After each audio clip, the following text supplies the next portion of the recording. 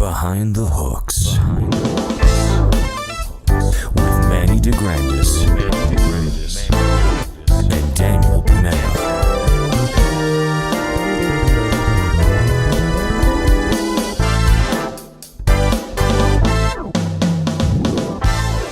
And we're back like nothing's ever happened. No, we didn't miss nothing. If you missed the last two episodes, you didn't.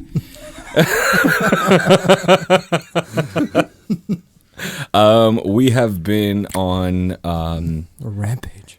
yeah, it's a bit of a BTH hiatus, if you will. I broke myself and Manny got busy, so that's Almost did the last episode from your bed, but dude, honestly, oh man, we could have done the Zoom thing too, and just to avoid coming in here. I hurt my back. I'm fine. Everything's fine. I'm just 30. And 30 now. Things break. Honestly, man, I'm like, you know those like porcelain dolls? Those what are they? Precious Moment dolls, the one with the big eyes. Oh, yeah. I'm one of those at this point, but I'm a porcelain troll. More like, and it's like every little, like if you just place it down, then you chip a toe, and it's like that's basically where I'm at right now. Is broken. But, okay, so let me explain why, and then we'll go into the more entertaining thing that Manny got to do the past couple weeks. So I have a lot of gear. So it's heavy. The thing about being the singer of a band is most of the time you are bringing your mic stand, and you know anything, and your cables if you have to. But I'm not one of those. So I'm most of the time playing keys on gigs now, as well as providing the sound system. And my sound system is heavy as shit. And it's done a number on my leg already, loading in and out of gigs that have stairs or a lot of turns and stuff like that. And, you know, I'm not carrying stuff properly. And this is literally my workout, which is why I look like an Italian sausage. So it's literally going from doing nothing during COVID to you're carrying like 700-800 pounds of gear every week. And yeah, it's hard. So that hurt. And that's it. That's all. He's like, I am broken. And I'm like, oh god. Yeah. No, but it's been super busy too. So like, you know, still having to do gigs while having a hard time breathing. Has been fun. You know, "Kiss" by Prince is a fun song to sing when you're not hurting, but when you are hurting, it makes those screams a little bit more real. I feel his pain. Yes, you do. You know. So yeah, it's been something. So. And then as well, I just shifted positions at Supersonic as now a band leader. So it's a little bit less of the admin stuff, a little bit more hands-on at the gigs, which is nice. And, you know, it saves me a little bit of time here at home to do other stuff like the producing I've been doing too, which is absolutely insane. So I swore after COVID I was never going to produce like professionally cut songs, and here we go again. There we go. That's pretty funny thing, like, because there was a lot of things I said during COVID. I'm not going to do this when I come out, and here I am doing it all again. Yeah. Now, okay, so you were busy before COVID. Yeah. You were like seriously one of the busiest musicians, never mind bass players, but busiest musicians that I knew. And then COVID, everything just like screeching halt, this and that.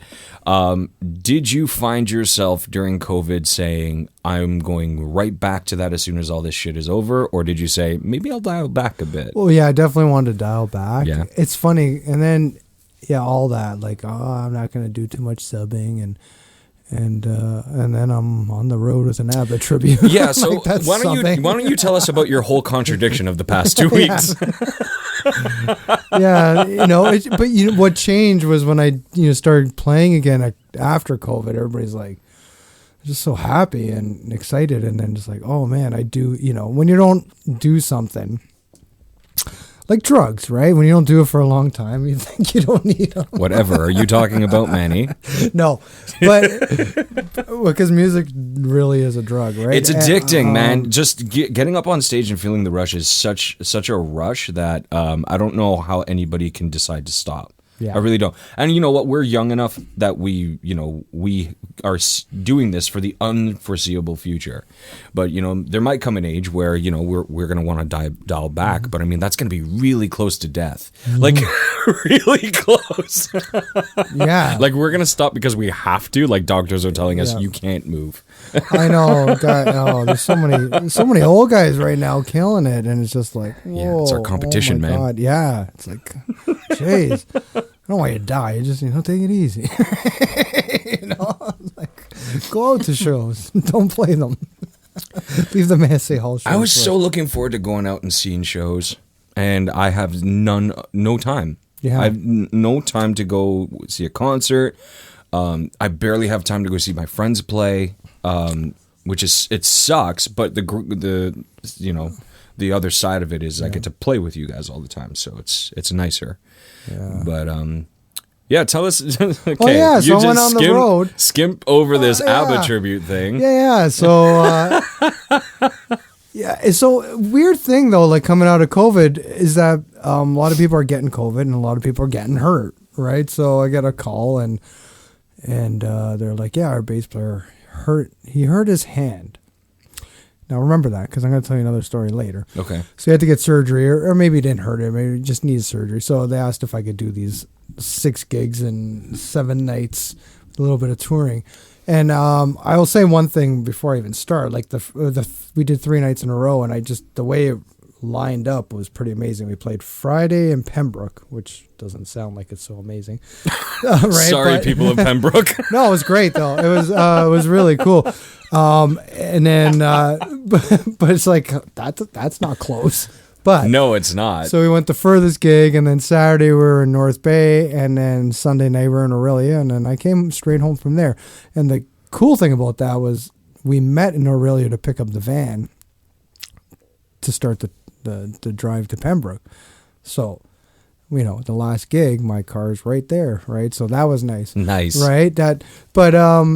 Yeah, touring. Oh man. But what was great is they're all theaters and everything, and then it's weird, even though it was just 3 nights in a row, and then we did the Wednesday in Lindsay, so that was a drive home after, and then that's why it's weird calling it a tour. And then Oakville on Thursday, but then Thunder Bay on Saturday, which is, oh my God, what a beautiful theater. So they're all theaters, but it's so weird, right? Because once it's like it's been a long time since I've been on the road. I hear you arguing in your own head. And it's just like it's like so crazy how fast it just falls into this repetition of like, here we go, 3:00, you're loading in, and then you're playing your show at 7 or 7:30, and then you're done and packing up, and then it's like, and then Wait, showtime was at 7:30? Yeah, Nice. yeah, that's good. That was the good thing.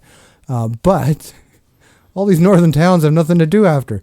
Saturday night in North Bay, there's nowhere, like, it's just Well, like, you guys didn't all go to like the same bar? well, funny story.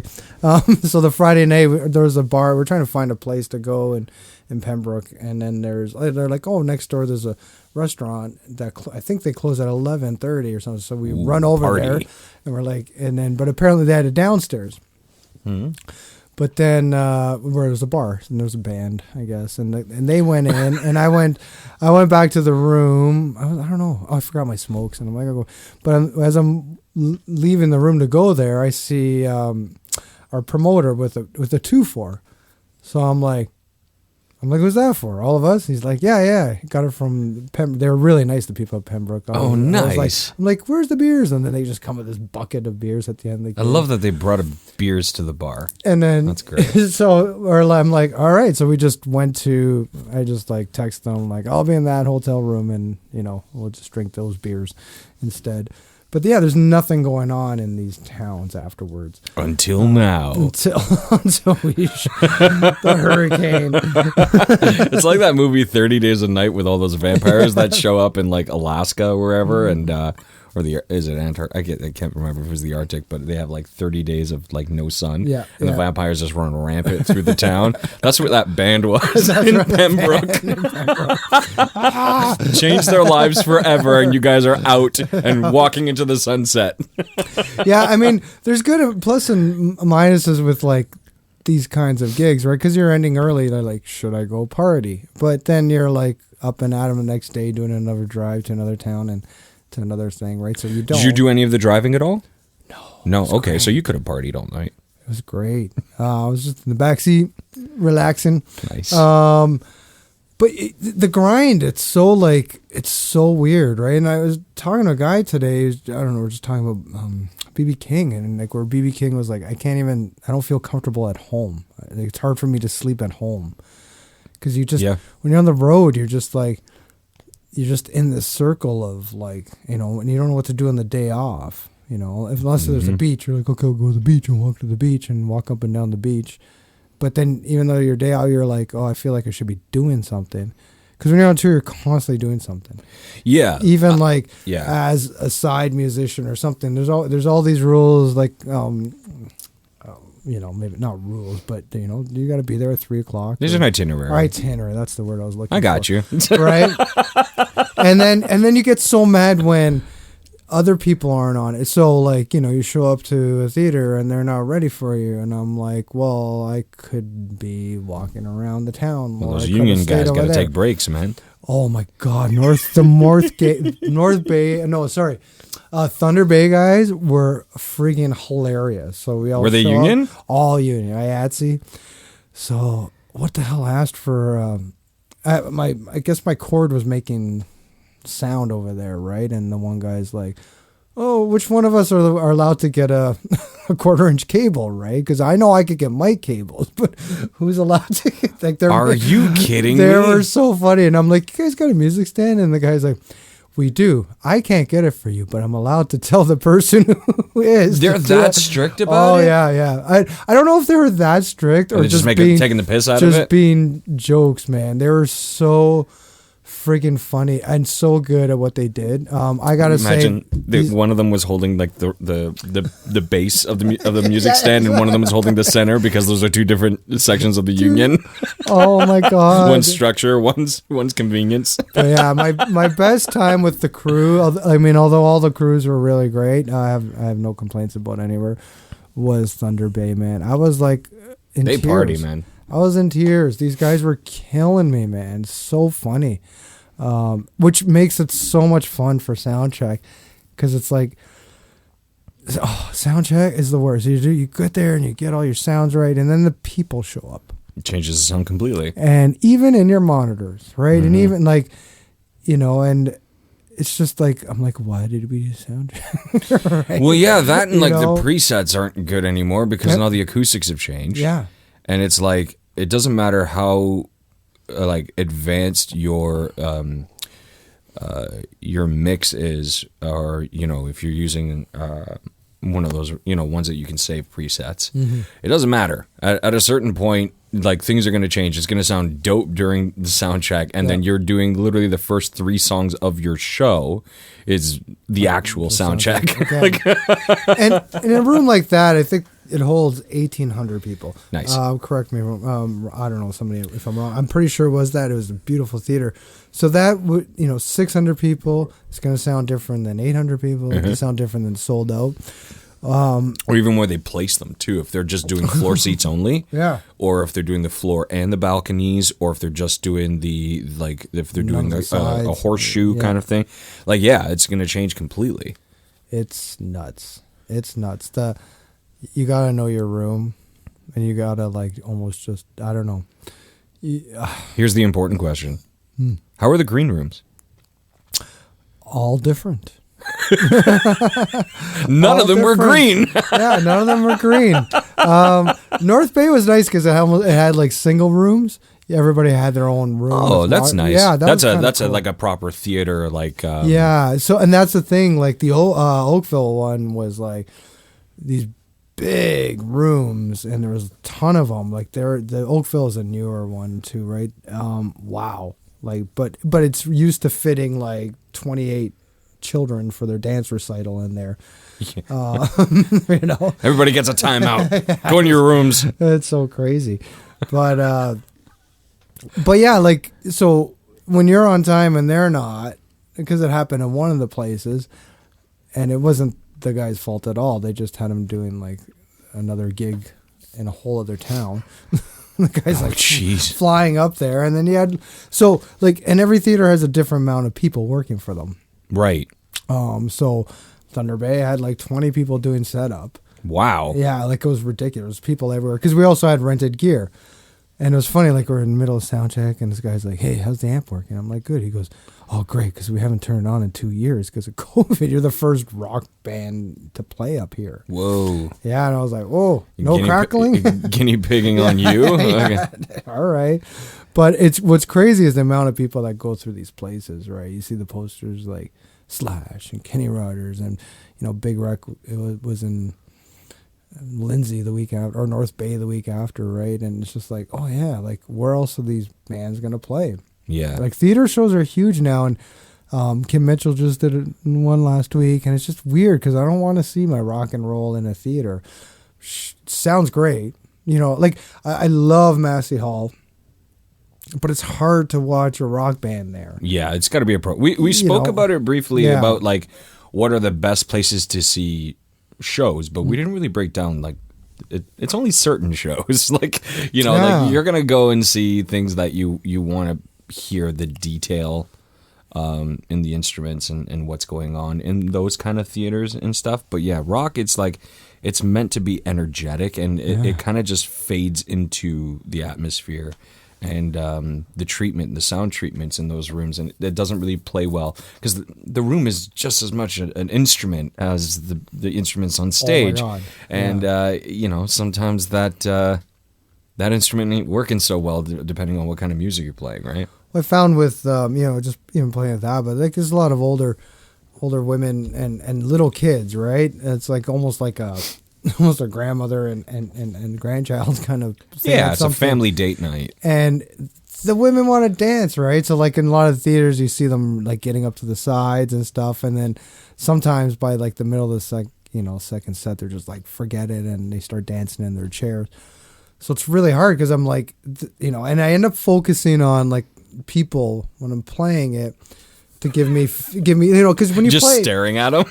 no, because you want that oomph back, right? You want the crowd back. Sure. So when you're playing like a bar, right, there's people dancing, you're getting the vibe right off, right? But when you're playing a theater, you're like, you know, you're like, you got to give me something, right? And or else it's really hard to give back, and so you end up focusing on the ones that are having fun and dancing and stuff, but.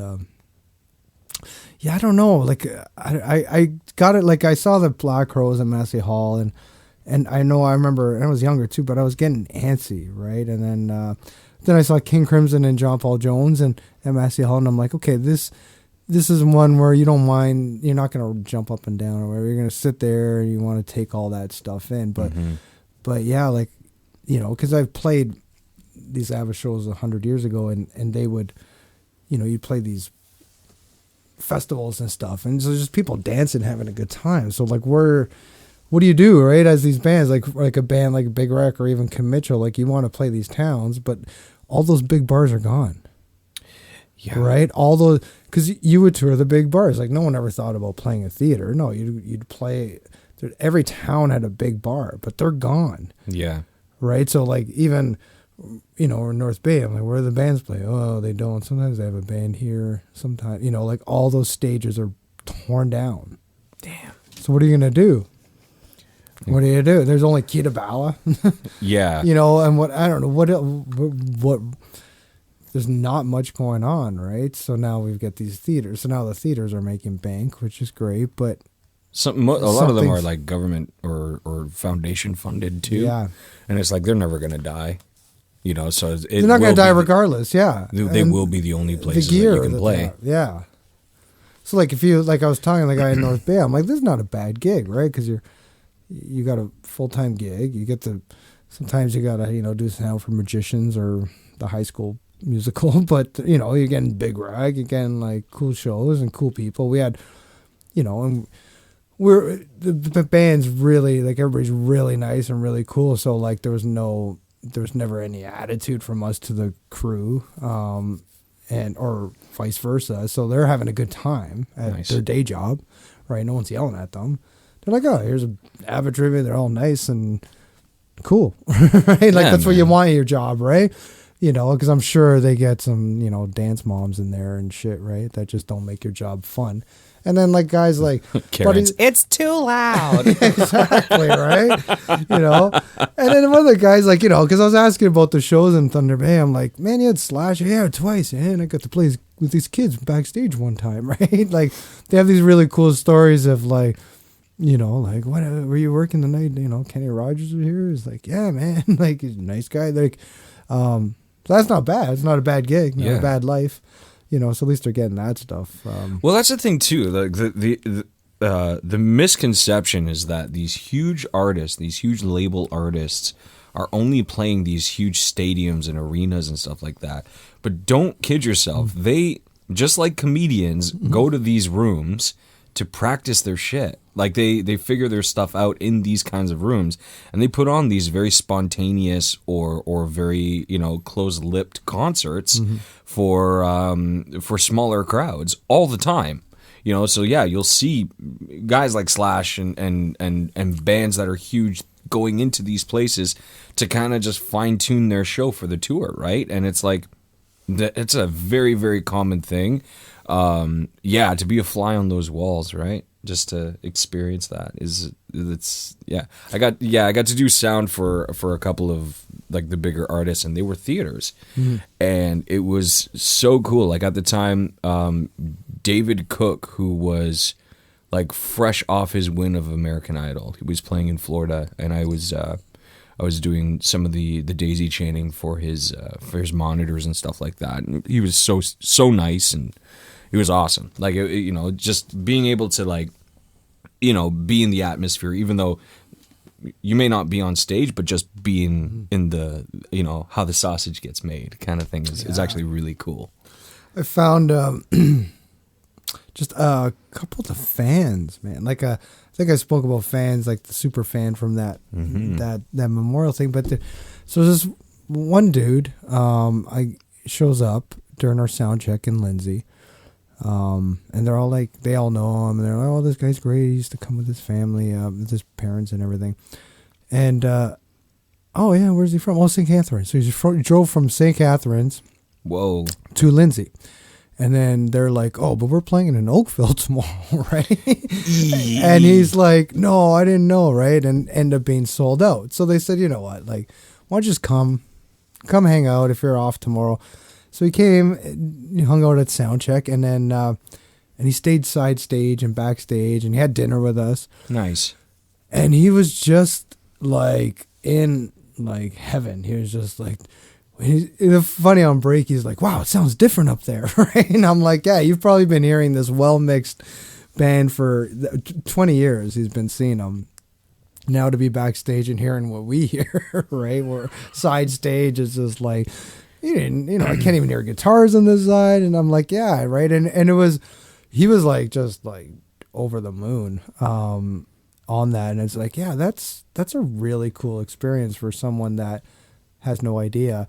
And then like we went to, it was Thunder Bay. We had, one of my drummer's students show up. And so she got up on the kit during sound check. I'm like, let's jam, right? And that's awesome. Like, right? And I take a bunch of pictures and stuff. She's like, this is the best night of my life, right? Aww. And I'm like, it's true, because like, like it's so cool, because you never think you'd be on a stage as a student. You never think you'd be hanging, and when you get into music so late in life, you're just like, well, I just want to do it for fun. But then you get to experience some cool things, right?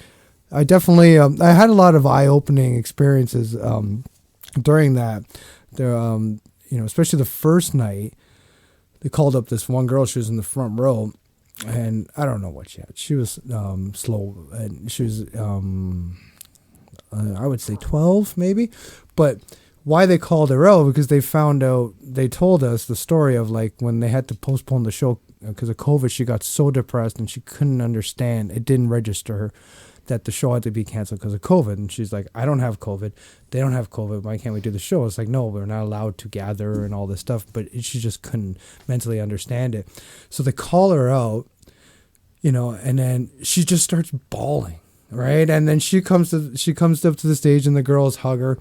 And it was just like, oh my God, we're just made, the mom's night and her night. And you just made her year. Yeah. And we're like, I'm like crying. I can't see my face. Don't look at me.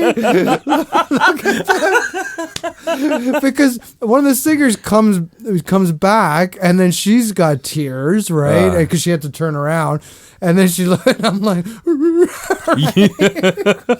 right? Because it's like, holy shit, like we mean so, we've made, we're nobodies, and we made people's, year, like you said, or whatever. And it's just how important music is, like to people, certain people, or most people, or a lot of people. Everybody can name a favorite song. Everybody can name, all that, So does that make you more or less angry of how we were treated during COVID?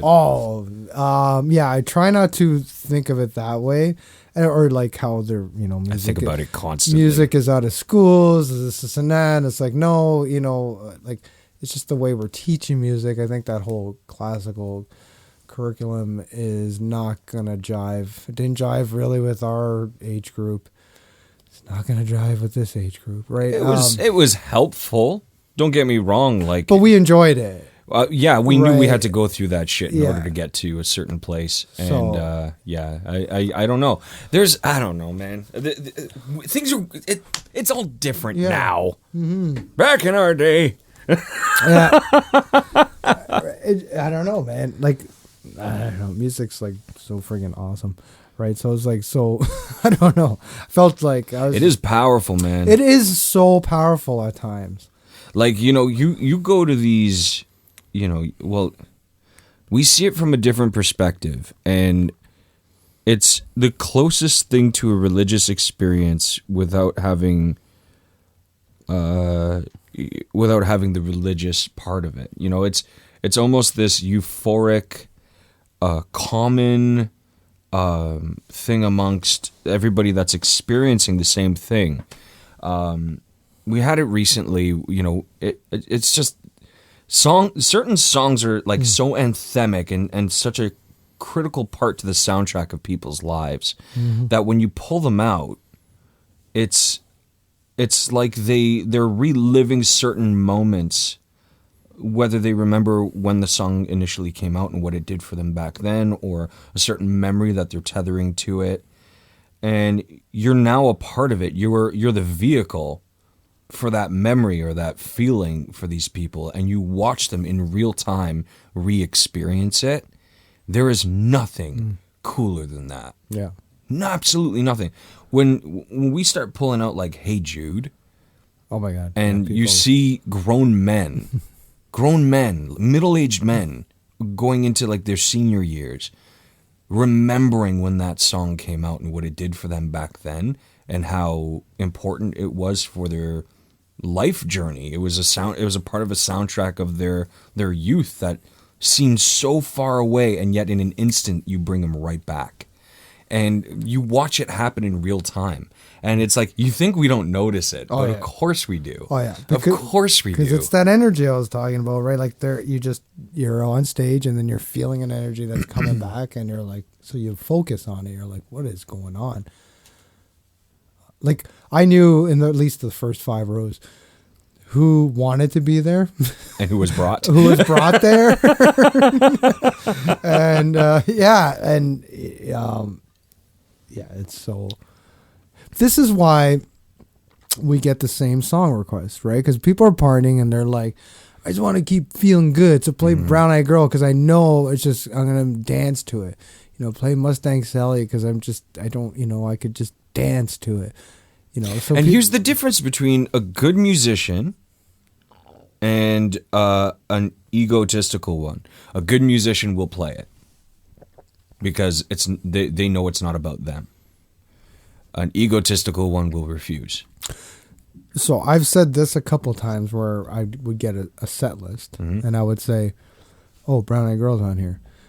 I'm not playing that if nobody's dancing." Right. Know right? your crowd. Obviously, right? know your crowd. If I will play Brown Eyed Girl.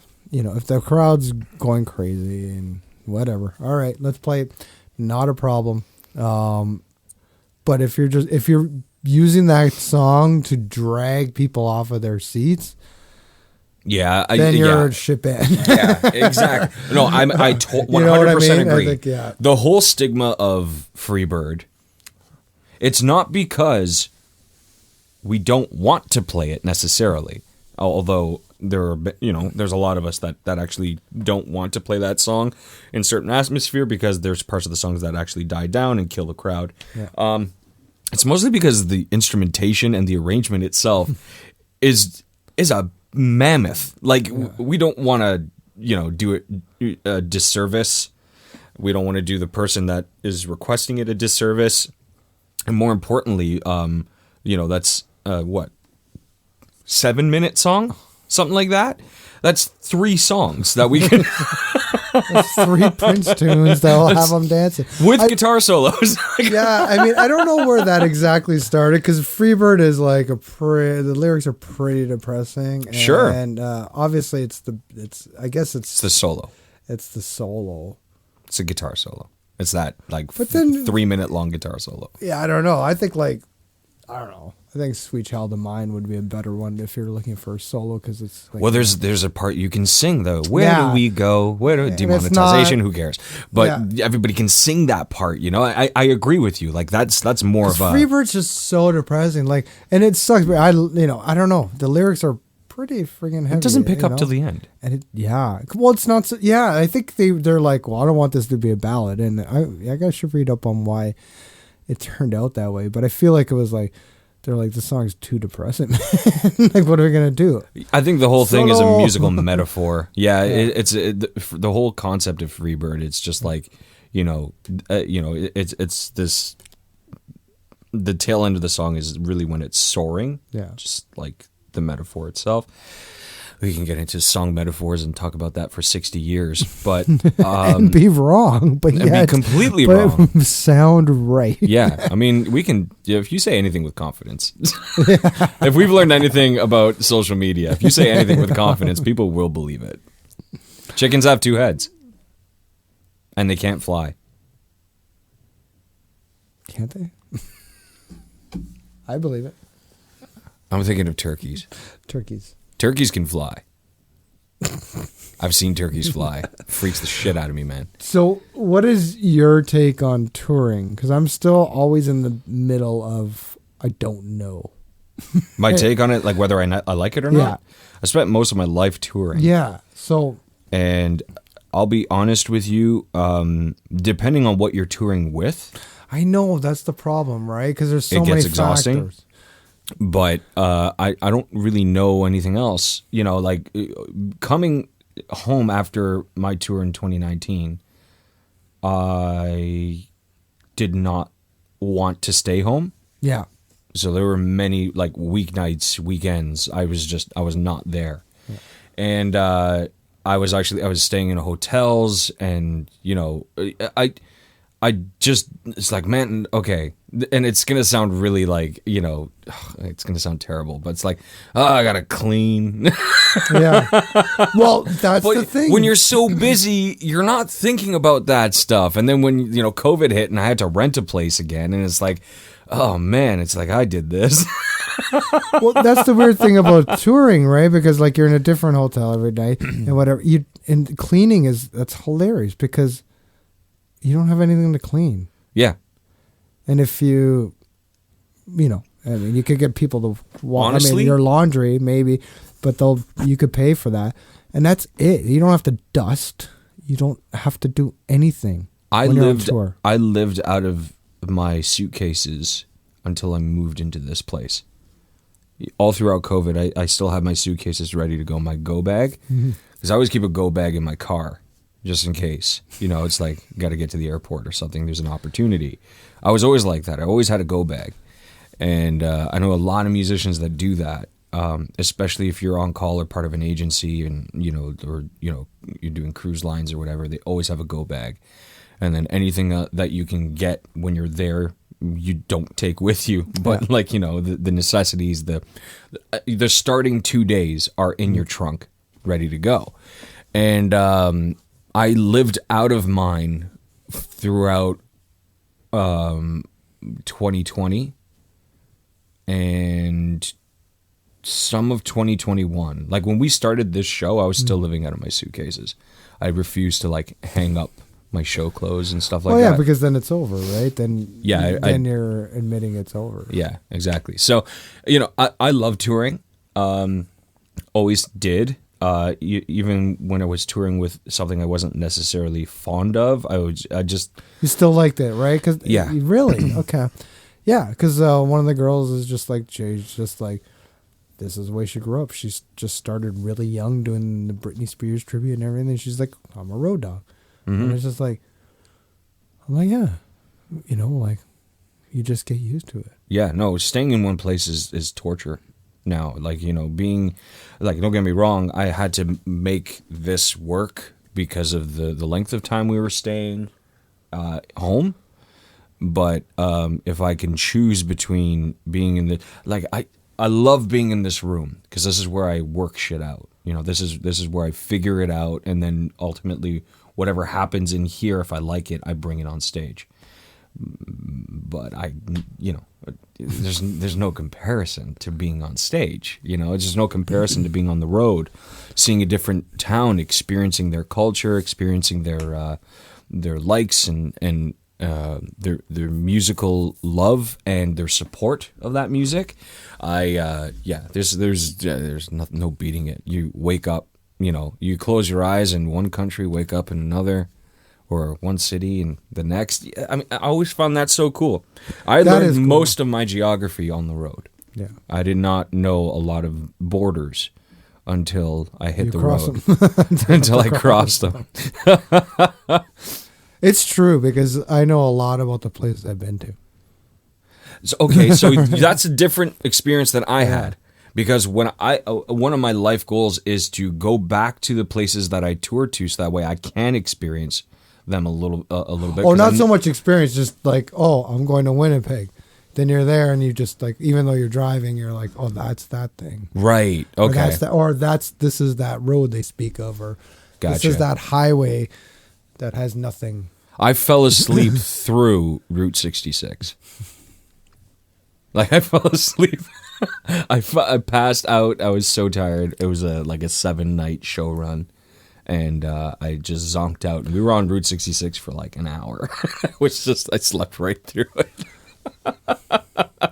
But yeah, I didn't get his kicks. No, I did not get my kicks. It kicked my ass. That's one of my goals. One day, when I have a couple of minutes to breathe, I want to go back to the places that I performed, so that way I can actually experience and vacation there. Yeah. And see the sights and everything like that. That's I'd love to do that, because really all I saw when I was on tour was the stage, the backstage, the dressing room, the hotel, and whatever highway you're on. And then maybe if you went out for dinner. Yeah, the after parties were always at restaurants or nightclub lounges kind of thing. Because I don't like clubs. I don't like how loud it is. So we always found spots that were kind of lounging. You can have conversation, have your drinks like you would in a normal club, but without your face melting, because the DJ doesn't understand what gain is. So, is that volume? No. I'm so oblivious to that just from working at those nightclubs when I was younger. Oh God, just I could have a conversation right in front of the speaker. So when I was a kid, I had a really bad ear infections, and I had to learn how to read lips, and that's the only reason why I can have a conversation in those environments. But I mean, I'm not going to a club to enjoy it. I like my girlfriend, like, you know, she enjoys going to a club and stuff like that, and then she tells me about what she experienced that night, and like, how is that fun for you? How is that fun? You almost got in a fight 6 times. You know, you were assaulted. And all the assaults. And you still want to go back, and not only want to go back, you want to go to the same place. Like, how is this a good time? Well, you spend 70% of your night on guard. But I don't understand why women keep going there, because that's exactly that 70% of the night. Yeah, 70% of the night you're like, ah! Like, fight me. And then 30% of the night you're drinking. Yeah. So it's like, or dancing. I should say dancing. Yeah, the reason but why they're still on guard dancing. Well, yeah, you have to be, right? It's like, man, if you got to come with me. She tells me I got to go with her, and it's like, listen, your 70% becomes my 100% because I'm watching for you, and I'm literally your bodyguard for the night. Why do I want to do that? Yeah. Why do I want to put myself through? Other than bringing it on the show and having a story about it, why would I put myself through that? Yeah. Exactly. I gotta spend money to get into a fight. Wait in line. You're gonna wait in line. Overpay coach. Overpay. Ultimately, lose the person I'm with and not want to associate with anybody else, and stand by myself. The worst, when they have to go to the bathroom, when your date has to go to the washroom in a club. That is it could be either 5 minutes or 45 minutes. Depending on the line and how many washrooms they have in the place. And that time as a guy waiting, you contemplate everything. Everything. You go from like the sweet boyfriend type, you know, it's like, you know, supportive and everything like that, to the worst human being in your own head in a matter of minutes. It's like, okay, yeah, like I'll hold on to things, I'll hold on to her stuff because we're about to leave and she needs to go to the washroom. Yeah, no problem, I could do that. So I'll hold it, it's like, what would she do if I left? I'll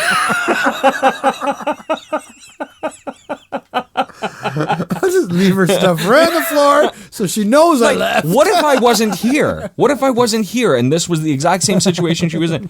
Who is doing this for her? Am I her savior? No, no, but like you become the worst person in a matter of minutes just because of the environment you're in. Last club I picked her up at, it's like I couldn't remember how to get to Revival. And it's like, oh, just look for the ambulance. Okay. Oh my god. Let's take a break. Yeah. I think I just showed my cards. I'm a terrible person. Okay, we'll be back.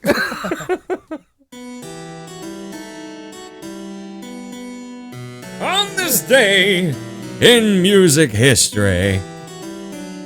All right, so on this day in 2009, Aerosmith were to hold a free concert in Hawaii to placate angry fans who brought a legal case against them. Fans filed a class action case which claimed the band had canceled a sold-out show in Maui 2 years ago, so that would have been 2007, leaving hundreds of fans out of pocket in favor for a bigger gig in Chicago. Hundreds. Lawyers were for the would-be concert-goers said Aerosmith had now agreed to put on a new show and would pay all expenses. Everyone who bought a ticket to the original concert would receive a free ticket. So, can I just preface this with the band has nothing to do with the tour schedule. Mm-hmm. Big touring bands like that have tour managers, promoters that they don't even talk to.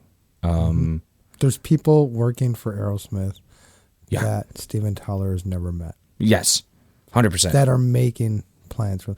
So, the band on that tour had no say on nothing. No. So chances are that the gig in Chicago was more money and made more sense financially because of the extent of the production.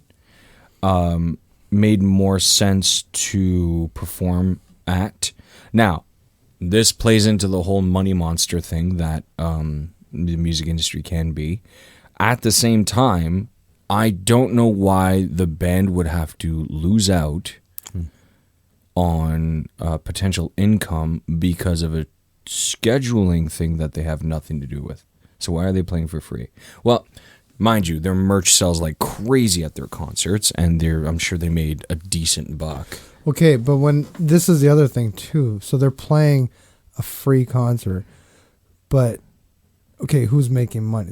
Nothing's ever free, right? So something's coming out of the till. So the overhead of the who's space paying for the show? Right. So what? Okay. So you got to look deep into this. So I'd love to know why they booked a show in Maui and then chose you tell me better geographically, but isn't Maui over here and Chicago over here? So where's the gigs beforehand? Usually when you're doing a tour nowadays, we should probably talk about some horror stories one day of like in the 60s with like some of the way those guys toured. But nowadays, a band like Aerosmith would have a nice... They would zigzag. They would zigzag across the states. They would? Yeah. A lot? Well, they do it now. That's become the easier way. They're flying all of it through. Yeah. But I just don't understand how, okay, we got a sold-out show in Maui, and then, we better cancel that because there's an opening in Chicago? Which, if I looked at that tour schedule and saw they played L.A. the night before or 2 nights before, then it makes sense to go to Maui. But if they're playing like... But that would have been done Cleveland 8 months, a year beforehand, no? Oh yeah, right? There's contracts. That's you what I sign understand, There's contracts signed to put on the show. They canceled the Maui, which they would have had to pay a pretty penny to cancel that. Yeah, right. If they didn't want to be breach of contract, yeah. And then, but then all those people wouldn't have been out of money. They would have been able to refund them. Were they out of money? Yeah, they said that's why they put out a class action suit, was because they were hundreds of people were out of money from the original concert, and that's why they did the next. So there's something even shadier about this that they're not saying. Yeah. So they put on this quote unquote free show, but nothing's free because you got to pay for all the backline people. The production, you got to pay for the whole thing. You got to still rent a room. Yeah, you got to pay the overhead for the night. Right. You got to pay anybody that's a union for the venue. So the band didn't make $1. Unless it was merch sales. But still. Because the tickets were free. It didn't say anything about free merch. No. So, but I mean, what do they make on a $50 shirt? 30? If they're playing because it's Maui, so say hypothetically it's a $50,000 or 50,000 person arena or 25 or 45, even if it's they said hundreds. Well, yeah. So this is not where it's a lot weird. of people. This Hundreds is not weird. a lot of people. Because where was the rest of the people? 1,000. Where was the... If it was a class action suit, this would have gone way bigger. Hundreds of people. So hundreds of fans out of pocket. Hundreds. So where the hell were they playing? Yeah, where were they playing? Like, there's more to this story than they're telling us. But when a band does anything for free, it's never for free. So it reminds me... Yeah, and like you said, too, because the band... The band... It wasn't like... Because there's instances where, Buddy just didn't show up to the concert because he wanted to watch the March Madness that just happened, that country singer, like in March. Yeah. Did you hear about that? Oh, yeah. All right. So that's where the band should lose. Well, you get paid for what you do.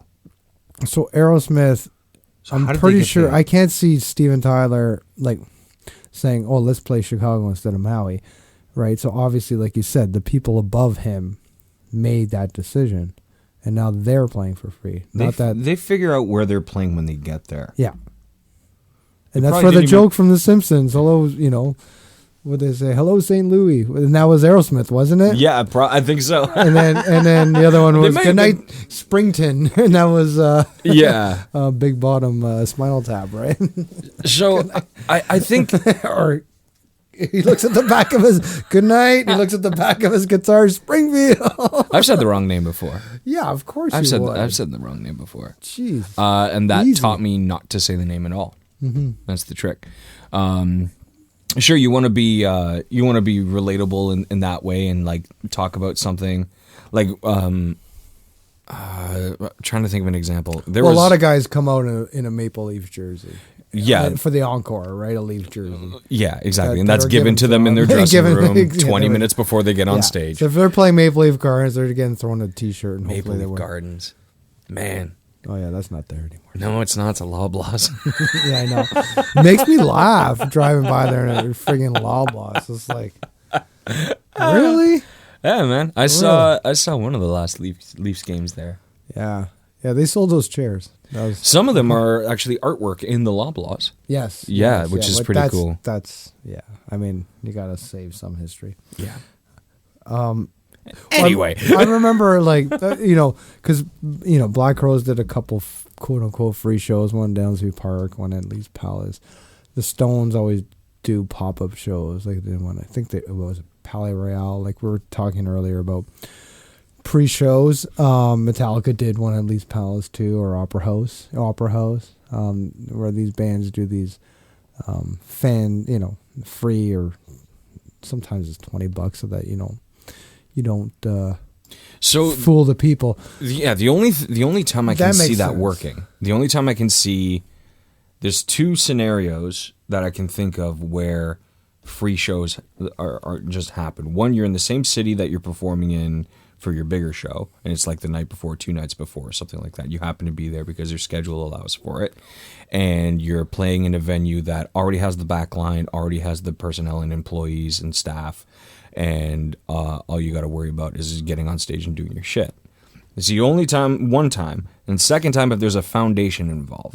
If there's a foundation involved that's covering the bill because they've fundraised for the entire year for that night, and you're able to play for free because you're still getting paid by the foundation. Yeah. As the artist, you're still getting paid by the foundation, but nobody has at-door costs, and you could still sell merch. Yeah. So that's really, like, there's probably another one. There's probably another loophole there where free concerts are a thing. But I can't, for a big show like this or for a big band like this, the fact that only hundreds of people filed this class action is kind of, I'm skeptical. Because one of those, too, with class action, all you could do is sign your name, right? Like, I signed up for Dell computers or something. Did you own this? You see that ad a couple years ago? Yeah, so like $45. Basically, as soon as you sign the survey, you're part of the class action, and you don't have to do anything. So if only hundreds, unless they call you to testify, which rarely they do if they have enough people at hand. Yeah, but if only hundreds of people, and it's Aerosmith. Aerosmith doesn't do like 800-person theaters. No, they don't do 800 people rooms. No, and if they're doing that, that means it was a pre-tour warm-up, and they've already, who knows? They were in the middle of their tour. Yeah, in the middle, and they're like, nah, we're not going to go there. Something's weird. Like, that's weird. So, if anybody's getting sued, I would say it would be maybe it's the brand. That's the problem, too, right? Not the band, they're not the suing brand. Steven Tyler and Joel Perry. They're suing the brand. Yeah. Which unfortunately is above that. I would sell who sold me the ticket. Rickford, we had Rickford. He's in the Sandman tribute. Mm-hmm. We might have talked, but Metallica sued them. Why?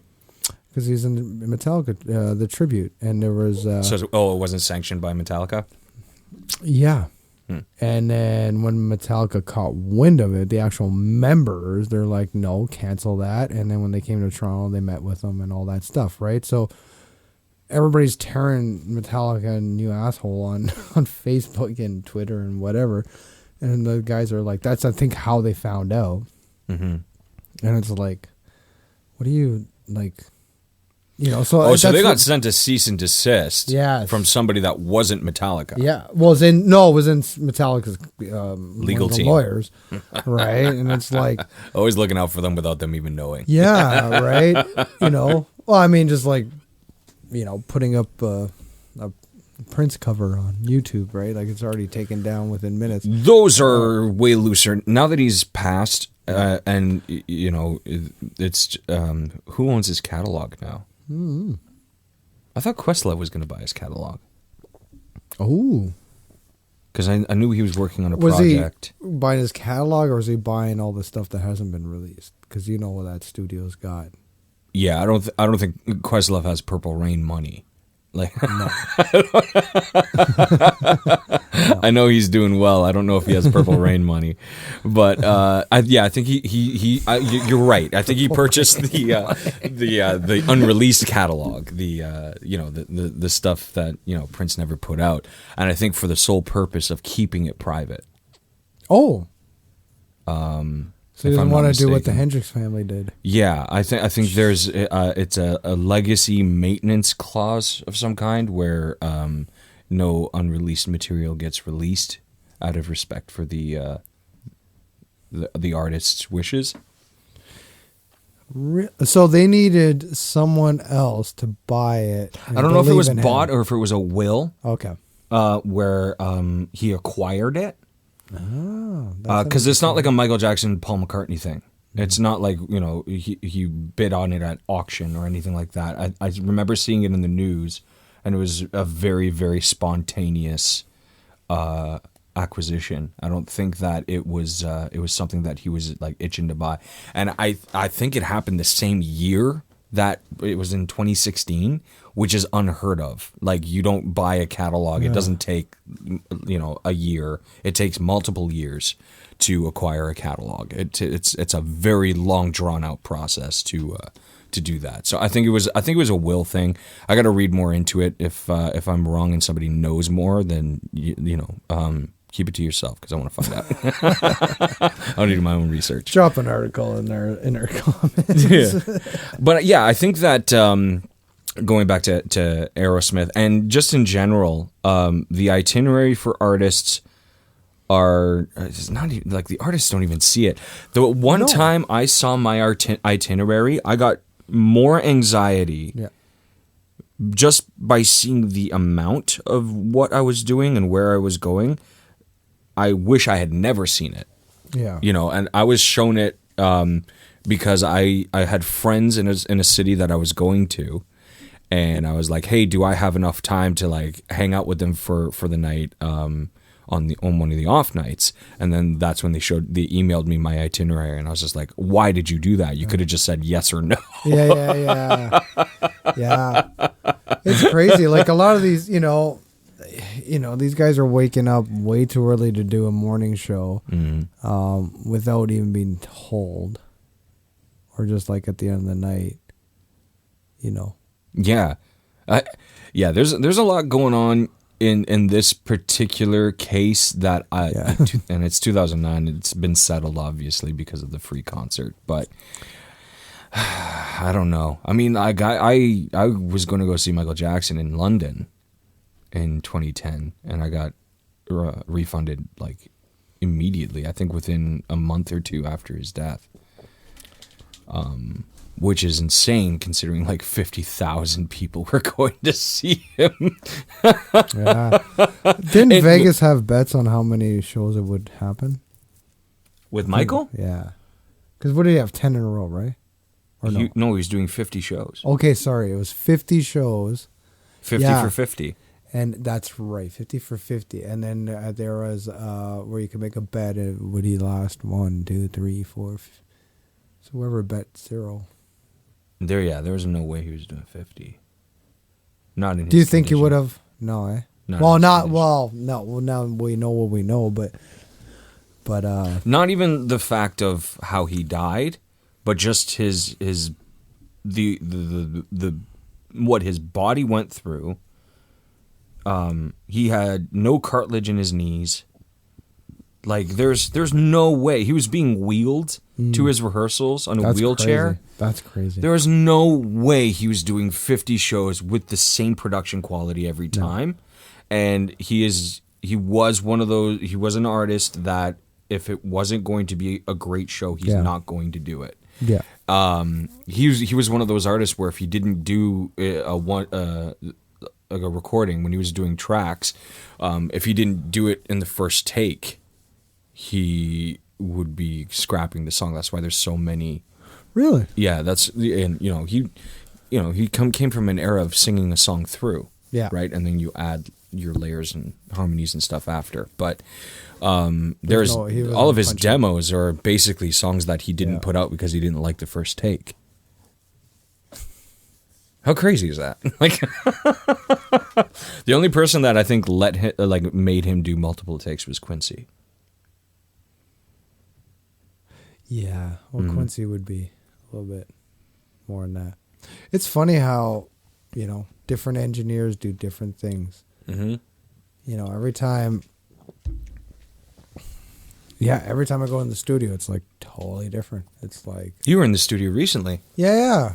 Recording, I don't know, 7 tunes. We call it a long EP, a short album.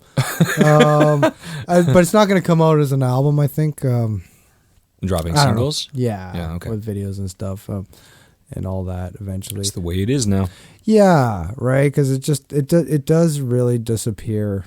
When you drop an album, it disappears. Mm-hmm. Unless if you shove it down people's throat all the time, but then people are just tired of it. Yeah, and he had me do a lot of takes, which was cool. And it was but it was a lot. I was like, oh, okay, okay, right? Because then you start playing with your mind. You're like, did I not do the other one good? Well, there's multiple reasons for that. Everybody's got like. And which was funny. This is kind of, I don't know why I found this funny, but like in between takes, it'd be like, okay, tune. And I'm like, okay. I'm like, am I out of tune? He's like, no, we tune.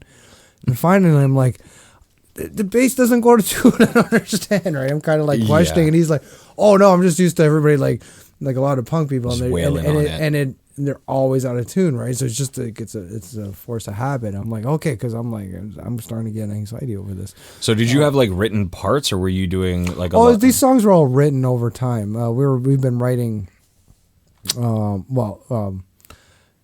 Mikey's been writing, and then me and Dean would help him like maybe arrange it or whatever. But we've been in an actual jam space.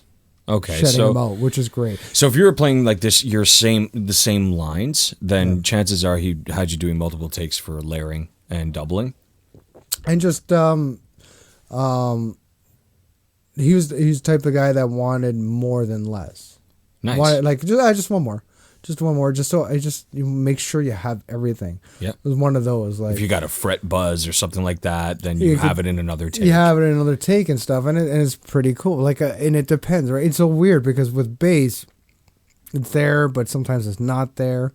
It was actually the dirtiest tone I ever recorded with. We had me going through a Sans amp and I was like, this is so dirty, right? I'm like, I'm not used to this. And I was using a pick a lot. I need to wash my bass. I'm like holding my bass. I'm so sorry. What are you doing to my bass? Making it so dirty. Which was cool, which is another cool kind of. And this is actually the first time I recorded without, one of the first times I recorded without earphones, which was odd. What? Yeah. We were sitting in the room like this and going, and I was like, oh yeah, here we go. And that was kind of interesting. For that style, really? I know. It was really cool. It was cool. This is why I love recording and going to different people's places, because you learn something different. You know. God, when I record people, they need to look like they're from the Matrix. I have them plugged in everywhere. Yeah. Yeah. You know, it's like, what's in their pocket? Plug it in. Charge their phone. I don't care. Yeah, I'm so used to. I just really I like recording with the drummer. lot of guys aren't right now. The last 3 sessions I didn't record with the drummer. Afterwards, as long as I'm after, that's fine. Yeah, but you know, it's I just did a couple tunes for Glenn, and I'm before the drum, so sorry. It's more quantize, baby. It's more, yeah, you're gonna have to. Actually, it was all his part was all to the click, so it was easy, but yeah, it's like, it was so cool. Because then I was sitting and playing, and I'm like, man, this is like heavy stuff. I got to stand, right? And I've read an interview where like Steve Vai's in the control booth doing his, I mean, it could have been just for this one album or maybe all of them. But he's, you know, he doesn't record in the other room. He's in the control booth. And he's standing and he's playing like he's playing live. Yeah. And I get it. When you hear him play, like his bends and his stuff, it's just so like, it's so him. I'm like, oh, okay, I could see that, right? And it was cool because I'm like, I'm going to stand up, right? Because I got up and I was like, oh, my old knees, man. I'm like, this, no, I'm tense, right? Because now I'm not loose, right? And I'm like, yeah, right? I love it. Yeah, I like different situations, right? Like in different studios and different ideas and different. It's you only get better that way, right? Yeah, I've done recording sessions are harder for a vocalist. Like that's a whole. Like, okay, do you? I was talking to the keyboard player. You know, he's got a studio and at his place, and he's talking about how it's hard with vocalists because you're like, if you tell them they're pitchy, they don't believe they are. Like or what, you know, like. You got to watch because if you say something too negative to a vocalist, it'll be in the back of their mind and their next take isn't as good. Is that a diva thing or a vocalist thing? Or is it like, so yeah, like, yes. How do you, yeah, right? Like, yes to both. And I think even with, I think with any instrument, if someone says, you know, puts you down, then you kind of like, you know, but when you're in the studio a lot, then it's like, hey, let's do another take. Like when you hear those words, you feel like that really sucked ass, right? Like it depends, you know. So like, yeah, because there's a lot of engineers that are producers that are really cool with that situation, but then you're like, you know. So my recording process, when I'm at another studio, used to vary. So what I would do is sing the song through for levels. Sing the song through for take, and then start punching at some studios. Other studios, my favorite method was threes. So I would sing the song through 3 times, and then they can grab, and then I can do harmonies. I do harmonies and stuff like that on another day. But one of the coolest ones I did was there was a really complex tune that was actually going to be a single. And so I did the threes. I just sang the song through 3 times, and then I sang top to first chorus twice, and then second verse to second chorus twice, and broke it down like that. So just that way there was consistency in the punch-ins, and he was a master at editing. So like he was able to like draw me in and like fade me into the next line and have it a consistent phrase. It was absolutely brilliant. But I'm a big fan of going through the song a few times, because like if you can't do that, then you shouldn't be doing the song, because you have to do it live eventually. So yeah, there's been a few where it didn't make sense to me necessarily, where, you know, sing choruses first and then sing your verses. Ooh, yeah. So it's like kind of like being in a movie or a TV show where you're filming scenes out of sync. Yeah. And it's like, okay, well, I need my build up. You know what I mean? So it's like you find yourself overacting a little bit. But in terms of like, but maybe that's what they want. Yeah, I mean, right? there's whole methods and books and learnings and courses on why that's a good thing, and a lot of them are right. Everybody's different. I like doing 2 takes. After that, I feel like I start making mistakes, but I might be getting better. I know there's some guys like I don't know, is it Rick Rubin? I don't know. That make you do like 15 takes in a row. That's because he's asleep for half of them. Yeah. I don't know if it's him, but it's another guys where they're just like, I've never been used to that. I don't know what the answer is. There's no right or wrong way to record. It's ultimately dependent on your engineer and what they're comfortable with and in making a song cohesive. Because I've worked with absolutely amazing engineers, but I've also worked with really bad ones where you can hear the breath cuts. This is my biggest pet peeve, is when there's a punch in and it's not a clean breath cut, or they don't fade in to the next phrase, and you hear the like where the chop is, like in the breath. Yeah, I know. So they don't. Bugs the shit out of me, man. Yeah, they don't. If I'm doing home recording and I have to like overdub, I'm like, especially now, like it's so easy. Yeah, there's no excuse. There's no excuse. Like it's so easy. Where I like all I hear, and this is like a random bass note on bar 3.5, and bar like in the middle, like where it's not like this, and I could hear the click, or I could hear and all you gotta do is do a little fade. I mean. Yeah, there's tons of different ways depending on the software that you're using that you can do to make it sound organic, right? But so the idea of the reason why I plug everybody in is because I don't necessarily trust musicians in recording atmospheres. It's one thing if you're a session person and you're contracted as a session player. You're not a regular player with this musician. You're reading charts. That's a completely different animal. Those guys, it's just like, all right, plug and play. But when you have a band that they play together and stuff like that, it's like, I need you guys so plugged into each other because you're playing together right from the get-go. And then I start dialing back and fading away. So like for drums, I contract at another place and record there and bring it back here to do the editing and post. But like for vocal stuff, and like I'm a huge stickler for vocal stuff, and I don't care how many times I make them redo the take. Yeah. So to answer your question, going back to what it feels like to hear, let's try another. For me, when I hear let's try another, I'm not assuming anything. Yeah. Because I don't know if they need it for doubling. I don't know if they need it for stereo effects. I don't know if they need it for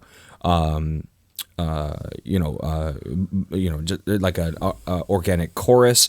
I don't know what they're doing it for, or if I was bad. Yeah. I'm not going to ask questions, right? Because ultimately my and trust... you never know, the next one could be better. I mean, because the way we're recording, you could, a lot of times people would be like, yeah, I end up taking the first or second take, but I made them do it 7 times. You're there. You're paying for it. You might as well try 7 times and take the best one. Well, yeah. I mean, ultimately, I'm leaving my trust. Yeah. And it's probably the most trust musically that I could give is in the hands of the engineer and producer, because, they're telling me to do something and I have to believe that it's the right choice for the ideas that I've given them for how I want this to come out. So like I give them the template, like either the skeletal demo, or I tell them what I want the vibe to be, what I want this to sound like, or even down to like what kind of recording style I want it to be like. And then I leave it to them because that's what their job is. That I trust them enough to hire them. I trust them enough to make those decisions. But yeah, there are some vocalists where it's like when they hear the punch in from the control room saying, hey, can we do another?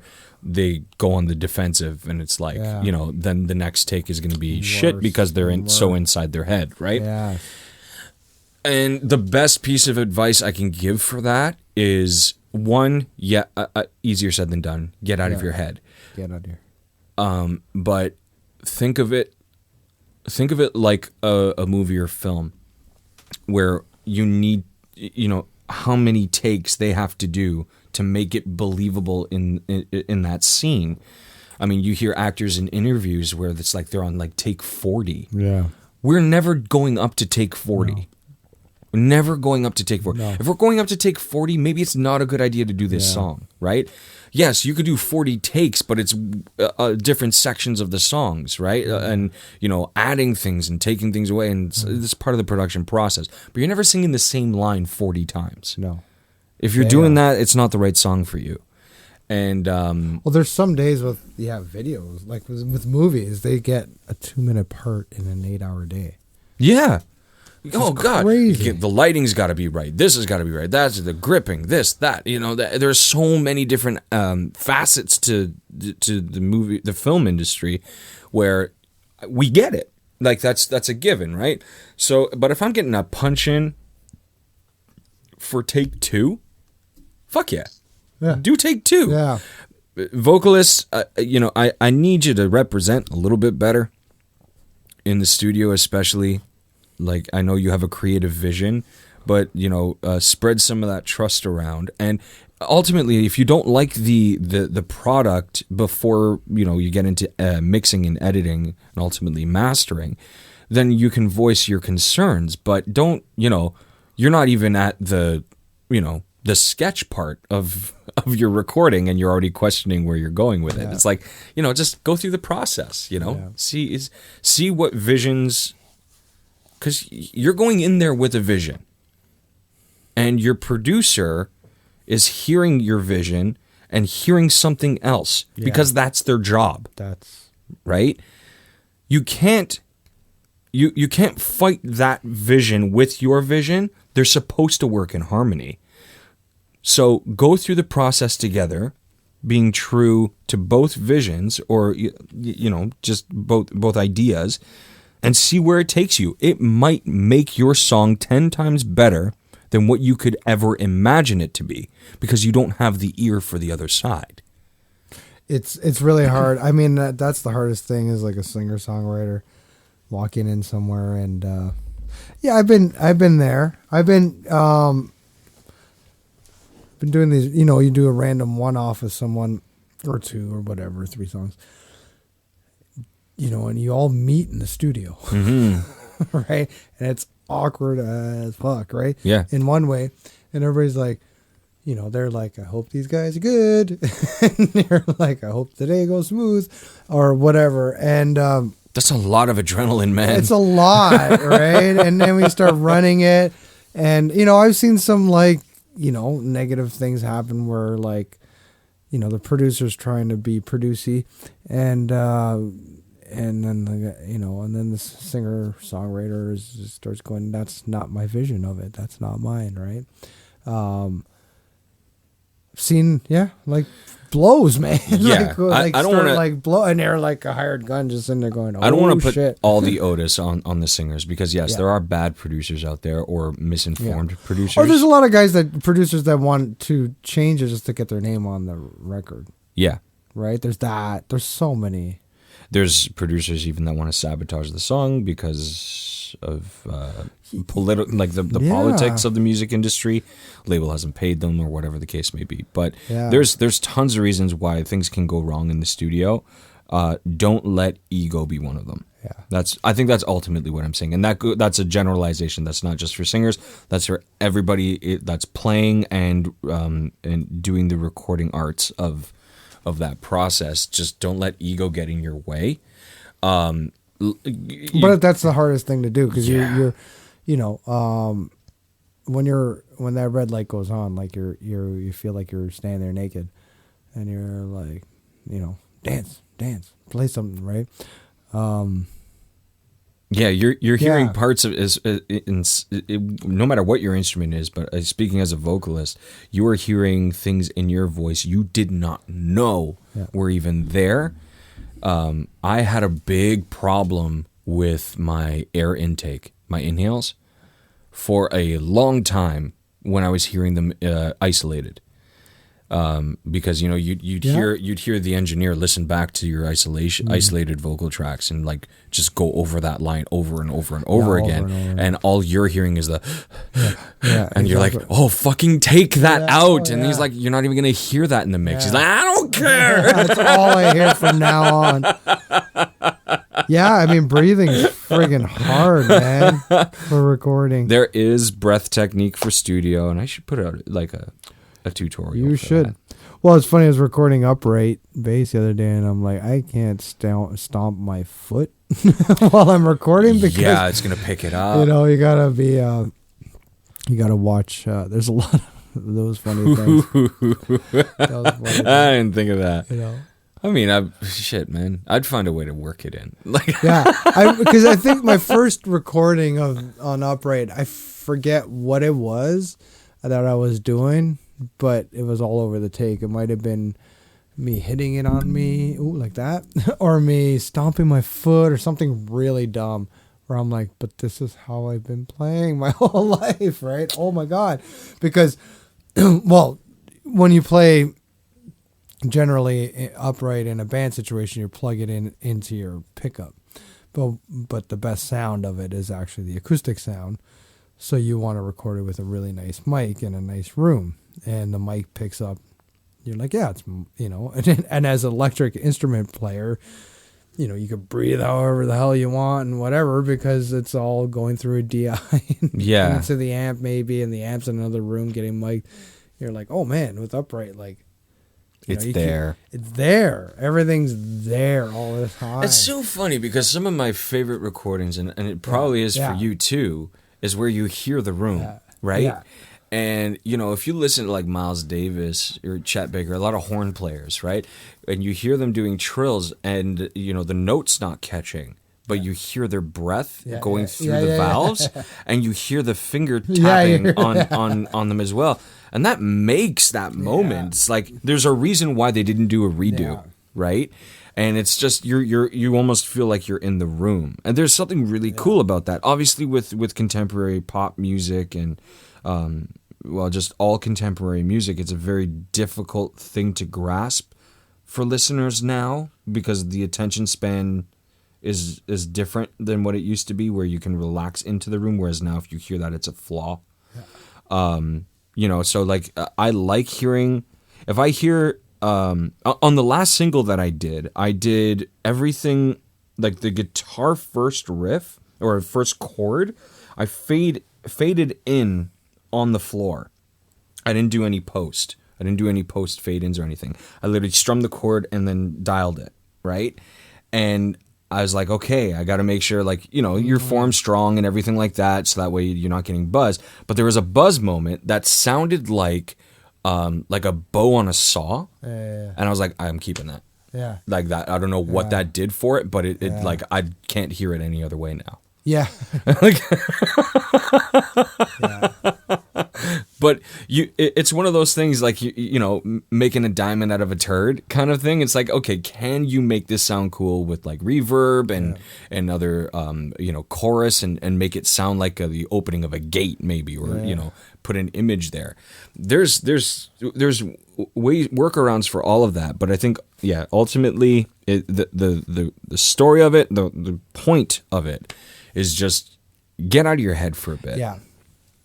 Just keep going. The process can be as long or as short as you want it to be. It's ultimately up to you. And, you know, at the end of the day, it's there for life, you know, so you should probably make it sound as good as it can. Yeah. If that means you do 3 takes and they take pieces from every take and it sounds perfect, fine. It takes 5 takes, fine. You know, it's better than doing 1 take with mistakes, right? Yeah. I mean, you don't want to be full of tuning on your tracks. Like, you know, because I've been there too, where it's like either the engineer or the producer didn't have a lot of time. You need time. And then, you know, you're doing 1 or 2 takes and you just hear the tuning and it's just like, because your breath changes and you can tell the shift and it's like, I'm not T-Pain. Like, you are today, buddy. Anyway, T-Pain. We're getting out of here. Yeah. You're not. I am. Yeah, well, I am too. I'm gonna get out of the room. Yeah. So, sorry about the last couple weeks. We were busy. Life. We're musicians. So we'll see you next week. And I don't know. Why don't we play some stuff next week? We'll Bring your bass, Okay. or unless you want to play mine, Oh, that too. and we'll plug in and we'll jam a bit on some ideas. Maybe Yeah. we'll figure out a. We'll write a song live. Ah, dude, I said it. Ah.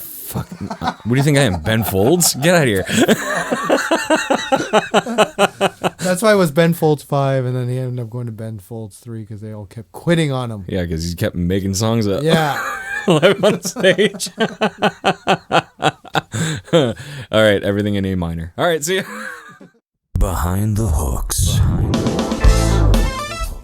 with Manny DeGrandis.